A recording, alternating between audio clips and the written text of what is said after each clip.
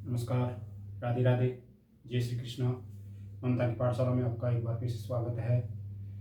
आज हम जो स्कूल लेक्चरर है ग्रेड फर्स्ट उसका टॉपिक स्टार्ट कर रहे हैं। और ग्रेड फर्स्ट के अंदर जो पेपर फर्स्ट होता है जीके जीएस का, उसके अंदर हम अध्ययन करेंगे। सबसे पहले हम साइंस का आरपीएससी के अंदर स्कूल व्याख्याता यानी कि ग्रेड फर्स्ट, उसके अंदर जीके जीएस का जो फर्स्ट पेपर होता है पेपर फर्स्ट में साइंस सब्जेक्ट,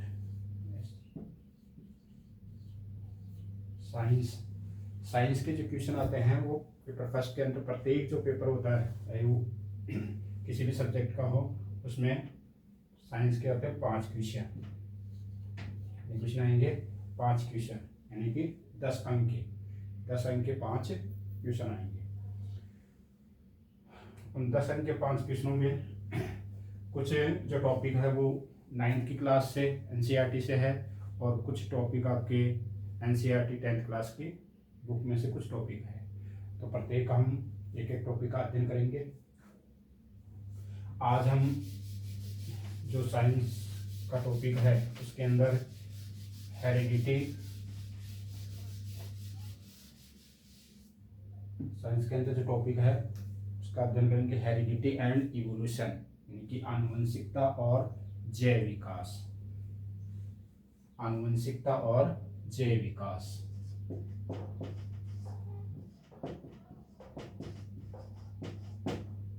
आनुवंशिकता व जैव विकास।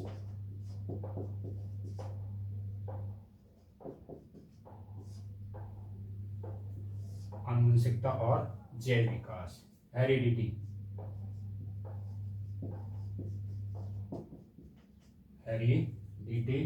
And evolution.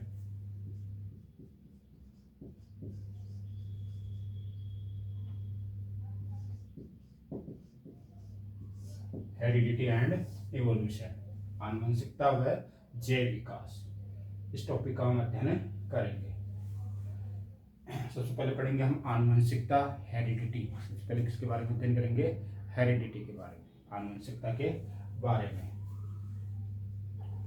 तो हेरिडिटी जो शब्द है, हेरिडिटी शब्द, इसकी उत्पत्ति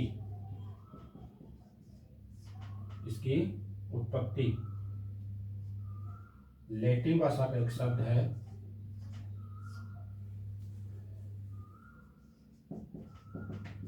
लैटिन भाषा का एक शब्द है। हेरिडिटी जो शब्द है वो उसकी उत्पत्ति जो है लैटिन भाषा के शब्द है एक, उससे हुई है, और उस शब्द का नाम है हेरिडायोटा। हेरिडायोटा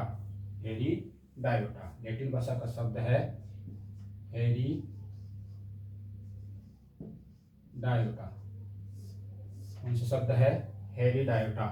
हेरिडायोटा लैटिन भाषा का शब्द है, और जिसका सामान्य अर्थ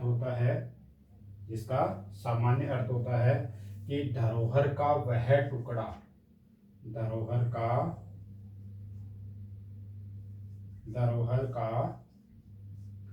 वह टुकड़ा, धरोहर का वह टुकड़ा जिसको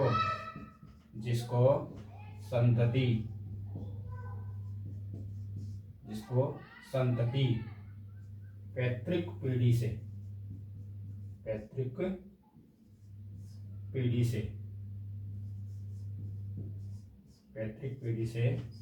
प्राप्त करती है।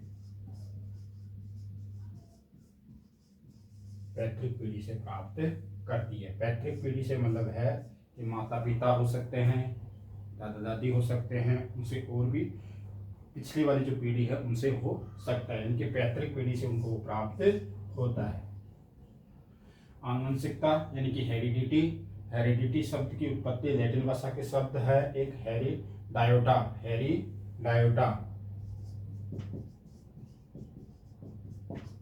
इस शब्द से मिलकर हुई है। और हेरिडायोटा का जो सामान्य अर्थ होता है, हिंदी अनुवाद होता है, वो है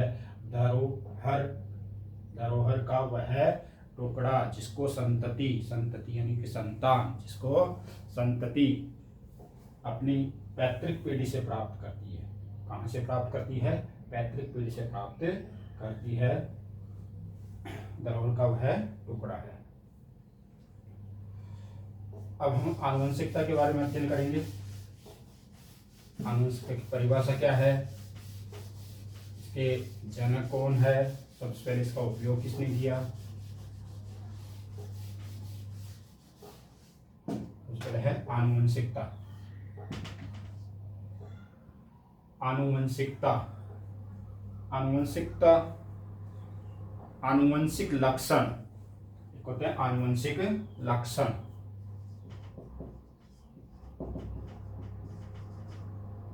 आनुवंशिक लक्षण। तो आनुवंशिक लक्षण का मतलब होता है ऐसे लक्षण जो एक पीढ़ी से दूसरी पीढ़ी में स्थानांतरित होंगे। आनुवंशिक लक्षण जो पीढ़ी दर पीढ़ी, पीढ़ी दर पीढ़ी, पीढ़ी दर पीढ़ी क्या होते हैं, ये स्थानांतरित होते हैं। जो ऐसे तो लक्षण है उन लक्षणों को कहते हैं आनुवंशिक लक्षण। जो पीढ़ी दर पीढ़ी क्या होते हैं, स्थानांतरित। तो पीढ़ी दर पीढ़ी स्थानांतरित होने वाले जो लक्षण हैं वो कहलाएंगे आनुवंशिक लक्षण। आनुवंशिक जो लक्षण है, इन लक्षणों की वंशागति, आनुवंशिक लक्षणों की वंशागति को ही क्या कहते हैं हम, आनुवंशिकता। आनुवंशिक लक्षणों की जो वंशागति है वो क्या कहलाएगी, आनुवंशिकता, हेरिडिटी, हेरिडिटी। आनुवंशिक लक्षणों की वंशागति क्या कहलाएगी, आनुवंशिकता, हेरिडिटी। और आनुवंशिक लक्षण कौन से, ऐसे लक्षण जो पीढ़ी दर पीढ़ी स्थानांतरित होते रहते हैं, आनुवंशिक लक्षण कहलाते हैं। और आनुवंशिक जो लक्षण है उन लक्षणों की जो वंशागति है वो कहलाती है आनुवंशिकता, यानी कि हेरिडिटी। अब कि हेरिडिटी जो शब्द है, आनुवंशिकता, हेरिडिटी, हेरिडिटी जो शब्द है, इस शब्द का उपयोग, हेरिडिटी शब्द का सर्वप्रथम जो उपयोग है, हेरिडिटी शब्द का उपयोग करने वाला या इसका गठन करने वाला जो वैज्ञानिक है, गठन करता है, वो है स्पेंसर। हेरिडिटी शब्द का सर्वप्रथम उपयोग या गठन किसने किया, स्पेंसर ने, और ये किया था 1863 में। कब किया, 1863 में। आनुवंशिक लक्षणों की वंशागति क्या कहलाएगी, आनुवंशिकता, हेरिडिटी। और हेरिडिटी शब्द का उपयोग गठन सर्वप्रथम करने वाले वैज्ञानिक है स्पेंसर। 1863 के अंदर इस शब्द का उपयोग किया था, इस शब्द का सर्वप्रथम गठन किया था। फिर पूछ लिया जाता है इस हेरिडिटी शब्द का, यानी कि आनुवंशिकता का जो जनक है वो जनक पूछ लिया जाता है। इसका जनक, जनक है Grigor John Mendel, Grigor John Mendel, आनुवंशिकता का जनक ग्रिगोर जॉन मेंडल है। ये तो हो गई आनुवंशिकता, हेरिडिटी। हेरिडिटी आनुवंशिक लक्षणों की वंशागति, आनुवंशिक लक्षणों की वंशागति हेरिडिटी कहलाती है। हेरिडिटी शब्द की उत्पत्ति लैटिन भाषा के एक शब्द है हेरिडायोटा, हेरिडायोटा। उस हेरिडायोटा का अर्थ जो है वो होता है कि धरोहर का वह टुकड़ा जो संतति, संतान पैतृक पीढ़ी से प्राप्त करती है, हेरिडिटी कहलाती है या हेरिडायोटा कहलाती है। अब हेरिडिटी के बाद है जेनेटिक्स, आनुवंशिकी, आनुवंशिकी। आनुवंशिकी, आनुवंशिकी क्या है, विज्ञान की एक ऐसी शाखा है, विज्ञान की एक ऐसी शाखा जिसमें आनुवंशिकता के, अभी जो आनुवंशिकता पड़ी हेरिडिटी उसके, यानी कि इसके अंतर्गत क्या होता है, आनुवंशिकता,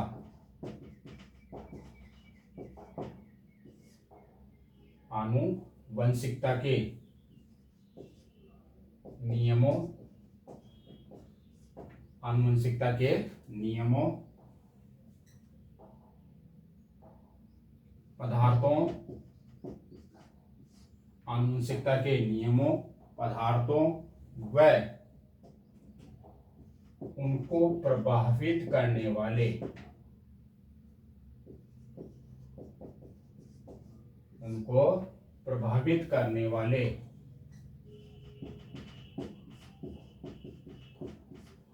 कारकों का अध्ययन किया जाता है, कारकों का अध्ययन किया जाता है।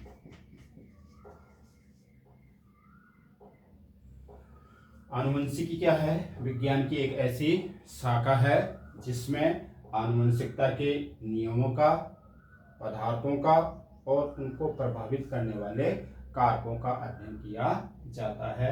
आनुवंशिकी कहलाती है, जेनेटिक्स कहलाती है। जेनेटिक्स या आनुवंशिकी, जेनेटिक्स या आनुवंशिकी, इस शब्द का गठन सर्वप्रथम करने वाले थे बैटसन।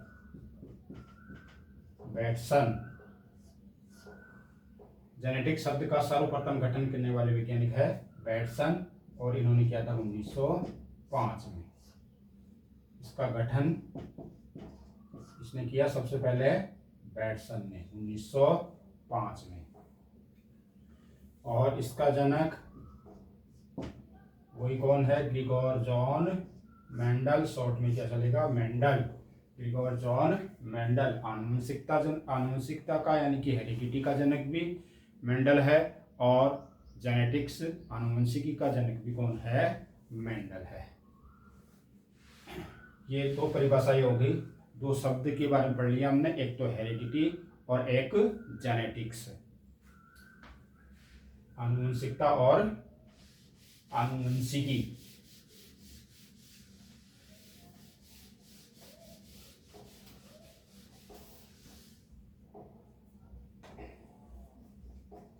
आनुवंशिकता में ही एक शब्द आता है गुणसूत्र, क्रोमोसोम्स, गुणसूत्र, क्रोमोसोम्स। मानव शरीर में पाए जाने वाली ऐसी सूक्ष्म संरचनाएं, मानव शरीर में पाई जाने वाली ऐसी सूक्ष्म संरचनाएं, ऐसी सूक्ष्म संरचनाएं जो संतति का निर्धारण करती है। सूक्ष्म संरचनाएं जो किसका निर्धारण करती है? संतति का निर्धारण, संतति का निर्धारण, संतति का निर्धारण यानी कि संतति जो है, संतान है, उसमें भी लैंगिक और दैहिक दोनों लक्षणों का निर्धारण, लैंगिक का भी, लैंगिक लक्षणों का भी और दैहिक लक्षणों का भी, कायिक लक्षणों का भी क्या करती है? वो निर्धारण करती है। कौन? सूक्ष्म संरचनाएं। ऐसी जो सूक्ष्म संरचनाएं हैं, उन्हीं सूक्ष्म संरचनाओं को कहा जाता है गुणसूत्र, क्रोमोसोम्स। अब ये जो गुणसूत्र है, इनको भी दो भागों में बांटा गया, इनको भी दो भागों में बांटा गया। एक तो है, और गुणसूत्रों की जो संख्या होती है वो होती है 46। अगर टोटल क्रोमोसोम्स पूछ जाए तो उनकी संख्या होती है 46। और इनके भी दो भाग है, एक तो एलिंग गुणसूत्र और एक होता है लिंग गुणसूत्र।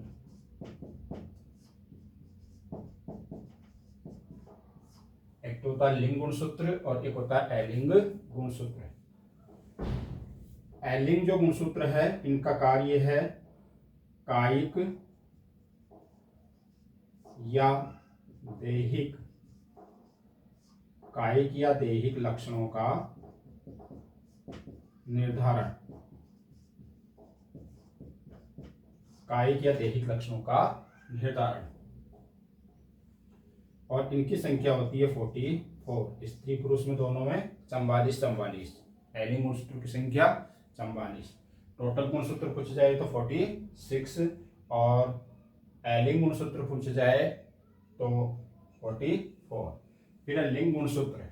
लिंग गुणसूत्र इनका मुख्य कार्य लिंग का निर्धारण, संतति के अंदर लिंग का निर्धारण, लिंग का निर्धारण। कौन से गुणसूत्र करेंगे? सेक्स क्रोमोसोम लिंग गुणसूत्र। इनकी संख्या होती है 2। संख्या में कितने होते हैं? ये 2 होते हैं। टोटल 46। इन 46 को बांटा गया 2 भागों में। एलिंग गुणसूत्र जिनकी संख्या 44 और 2 लिंग गुणसूत्र जिनकी संख्या, जो स्त्री और पुरुष में संख्या में तो बराबर होते हैं, संख्या में तो समान होते हैं, लेकिन संरचना में अलग होते हैं। ये दोनों संख्या और संरचना दोनों समान। अब देखो, पुरुष में भी 2 होते हैं, एक्स और वाई। स्त्री में भी 2 होते हैं, एक्स और एक्स। पुरुष के जो एक्स वाई गुणसूत्र है इनको बोलते हैं शुक्राणु, इनको क्या बोला जाएगा? शुक्राणु। और स्त्री में जो एक्स एक्स गुणसूत्र है इनको कहा जाएगा अंडा। तो ये हो गया गुणसूत्र। मानव शरीर में पाई जाने वाली ऐसी सूक्ष्म संरचनाएं जो संतति का निर्धारण करती है, संतति के अंदर दैहिक और कायिक लक्षणों का निर्धारण करती है, क्रोमोसोम्स यानी कि गुणसूत्र कहलाते हैं। गुणसूत्र के 2 भाग है, एलिंग गुणसूत्र और लिंग गुणसूत्र। एलिंग गुणसूत्रों का मुख्य कार्य है कायिक या दैहिक यानी कि शरीर का पूरा निर्माण करना। कायिक लक्षणों का और दैहिक लक्षणों का निर्धारण कौन करता है? एलिंग गुणसूत्र। और इन एलिंग गुणसूत्रों की संख्या होती है 44। पुरुष में भी 44 और स्त्री में भी 44। संख्या और संरचना दोनों समान। लिंग गुणसूत्र जो केवल लिंग का निर्धारण करता है कि अगली संतान है वो लड़का होगा या लड़की, उसका निर्धारण करता है लिंग गुणसूत्र। और इनकी संख्या पुरुष में भी 2 और स्त्री में भी 2 होती है, लेकिन संरचना दोनों में अलग अलग होती है। पुरुष में जो लिंग गुणसूत्र होते हैं वो होते हैं एक्स और वाई, और एक्स वाई को बोलते हैं शुक्राणु। और स्त्री के अंदर 2 लिंग गुणसूत्र होते हैं एक्स एक्स, इनको बोलते हैं अंडा। तो ये थी गुणसूत्र, मानव शरीर में पाई जाने वाली सूक्ष्म संरचनाएं, गुणसूत्र। एक शब्द आता है जीन। जीन शब्द, एक शब्द है जीन।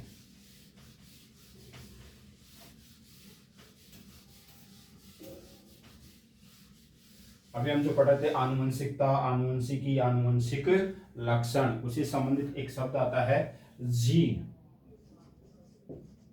जीन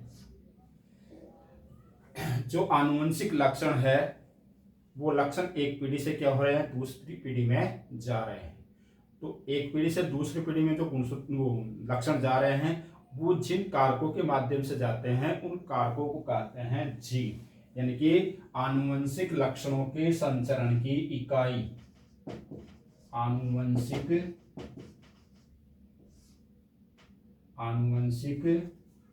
लक्षणों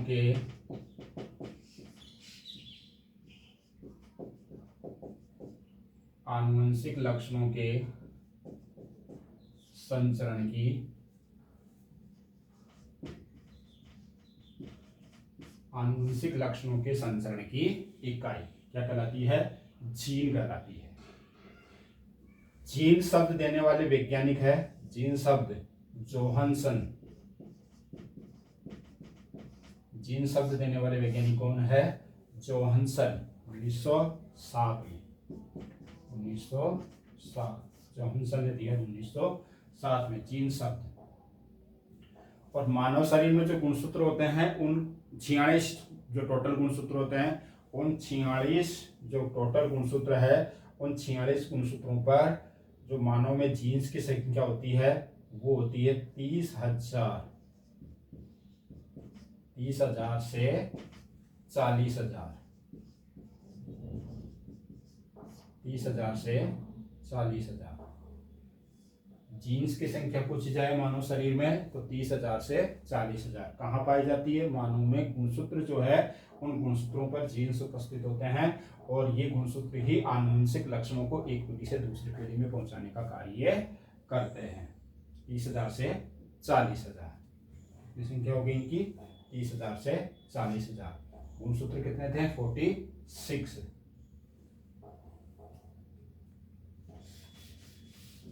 आनुवंशिकता से संबंधित जी एक शब्द है, एक तो है समयुग्मजी।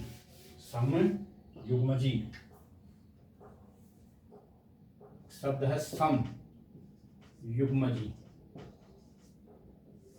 और एक होता है विषम युग्मजी। एक तो है सम और एक है विषम। सम यानी कि समान, युग्म यानी कि जोड़ा, समान लक्षणों का जोड़ा। विषम यानी कि असमान। इसमें तो क्या होगा? समान। जो भी लक्षणों का जोड़ा होगा वो समान होगा, और इसमें क्या होगा?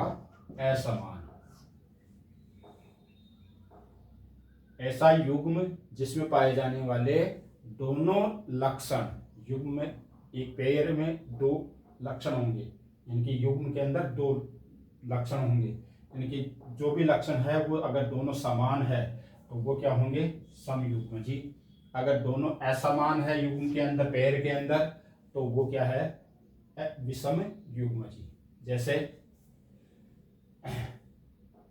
कैपिटल टी कैपिटल टी, ये युग्म हो गया, एक जोड़ा है टीटी का, तो इसमें दोनों लक्षण समान है, कैपिटल कैपिटल है, इसका मतलब ये हो गया समयुग्मजी। कैसा हो गया? समयुग्मजी। दोनों स्मॉल टी, इसका मतलब ये भी क्या हो गया? समयुग्मजी। कैपिटल वाई स्मॉल वाई, ये भी क्या हो गया? समयुग्मजी। कैपिटल आर स्मॉल आर, ये भी क्या हो गया? समयुग्मजी। इनके समान लक्षणों का युग्म, समान लक्षणों का युग्म क्या कहलाएगा? समयुग्मजी। पूछ लिया जाता है कई बार, समयुग्मजी कौन सा है या विषम युग्मजी कौन सा है? असमान युग्म, समान ऐसा युग्म जिसमें दोनों लक्षण असमान हो, असमान लक्षणों का युग्म क्या कहलाएगा? विषम युग्मजी। जैसे एक कैपिटल टी हो और एक स्मॉल टी हो, एक कैपिटल वाई हो एक स्मॉल वाई हो, एक कैपिटल आर हो एक स्मॉल आर हो, तो ऐसा जो युग्म बनता है वो तो बनता है विषम युग्मजी, और ये सब क्या है? सम युग्मजी। तो समान लक्षणों का युग्म समयुग्मजी और असमान लक्षणों का युग्म विषम युग्मजी। एक शब्द आता है जीन प्ररूप, जीनोटाइप। जीन प्ररूप, जीनोटाइप, और एक होता है लक्षण प्ररूप, फेनोटाइप।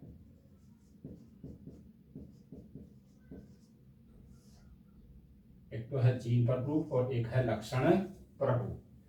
जीनोटाइप यानी कि जीन प्ररूप, जीन प्ररूप।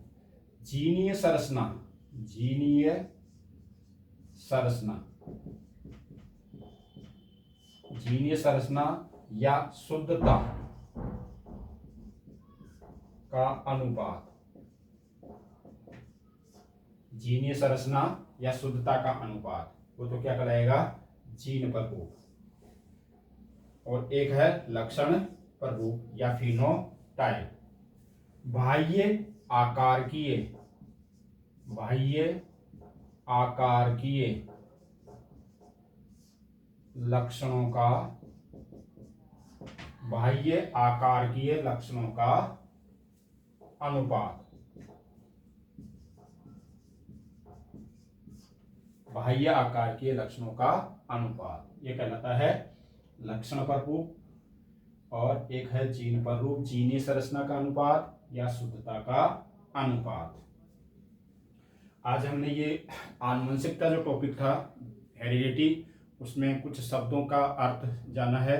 अगली जो क्लास है उसमें हम मेंडल जो है, मेंडल के बारे में पढ़ेंगे। मेंडल का जीवन परिचय, मेंडल ने किस प्रकार मटर के पौधे प्रयोग किए और किस प्रकार उनका प्रयोग करके निष्कर्ष निकाले और नियम दिए। बाकी अगली क्लास में। धन्यवाद।